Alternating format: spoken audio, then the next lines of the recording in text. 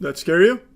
Well, you scare me with your lack of hygiene. It's time to fix that. Get some Cheeky soap. Use Cheeky.com. We've made the perfect soap. You should not use anything that's not cheeky. I'm looking out for you. What are your thoughts on torrenting games? Oh, I've been a big advocate for a minute. Yeah. I remember... Man. It's come in waves, because I remember in college, the big thing was just pirating games. So me and my buddies would pirate games mostly.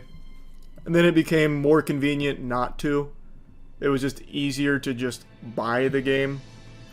And I always reference this, but it is true, what Gabe Newell said, where piracy is a service problem. It is now just much more inconvenient. You usually get a much worse product if you just buy the game. And you don't actually own it, whereas if you pirate it, you actually fucking own it. So yeah. One time I fucked up torrenting a game and accidentally seeded it from my house, got the internet shut down. Nice. Rookie mistake.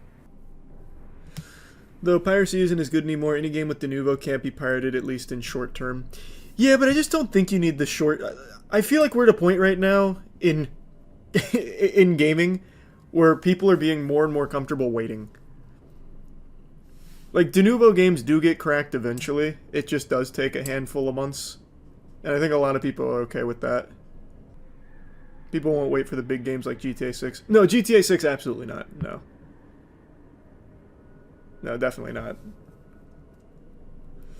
What's the biggest game you pirated? Like, in terms of size or in terms of hype?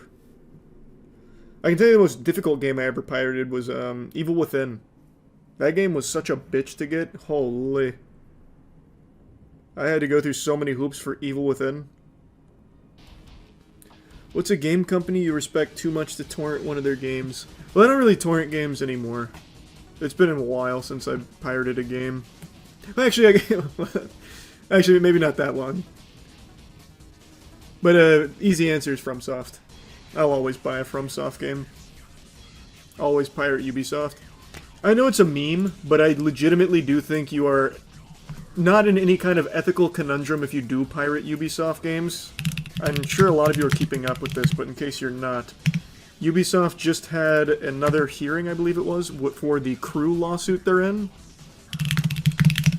And their defense was this. Basically, the defense is this lawsuit is ridiculous because you don't own the games. So if you don't, like, they are literally saying you're not really buying anything to begin with. So I actually think you're 100%, like, I know a lot of people have, like, a moral conundrum when it comes to piracy. I actually think that doesn't exist when it comes to a Ubisoft product. They themselves tell you you don't own any of the things you buy from them. Can't steal what you can't own in the first place. The quote I think everyone says is, if buying isn't owning, then pirating isn't stealing. And it's become kind of like a Redditor meme at this point, but it is. When it comes to Ubisoft, they are literally telling you that to your face. So, like, why would you buy a Ubisoft game? The only reason you'd buy one is because you don't want to wait for it to get cracked and have the multiplayer be functional. Can you go to jail for pirating games? Has anyone ever gone to jail for pirating games? Like, there have been cases I recall growing up where people face, like, fines and, like, legal ramifications, but nothing like going to jail. If you were just, like, a private pirate. But if you were someone that would, like, redistribute, then yeah, that's happened a lot. Mainly from Nintendo. How many games I've pirated, I've purchased. That's a story for a lot of people, actually. You legitimately get a more complete game in some cases when you pirate it. So there are people that'll buy a game to support it and then pirate it for the better experience. Streaming services are making people return to piracy. It's no longer convenient, which is what I said. That was one of my big points, what, like 6-7 months ago? How now it's just so much more of a headache, and it's just more expensive because of all these streaming services and all of these, like, temporary license and shit. It's blown up piracy again because now you can just get exactly what you want when you want. And I always use this reference, and Donkey was the one that put it on my radar. The official Watcher's Guide for the Pokemon anime series goes through like 9 different services. Let me pull up that list again. This is where to watch Pokemon episodes and movies. So Netflix for some of them, then Prime, then Hulu, then Pluto, then Samsung, then Roku, then Tubi, then Hoopla, then Happy Kids, then YouTube. Like, come on.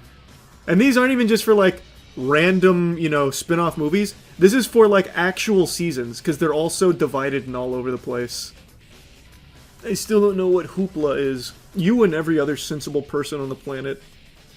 I have no fucking clue what Hoopla is. People are nostalgic about cable TV packages now because of how bad and out of control streaming has become. It's such a fucking shame. You use your library card to use Hoopla. That's adorable. Is that true? I love that. That's so good. I need my library card so I can watch season 6 through 9 and 10 through 13. Whatever gets people back to a library, I guess. Fuck it. Everyone always mentions, like, the big boys of, like, anime sites. Is there anyone in here from back in the olden days who used to watch their shows on Watch Cartoon Online?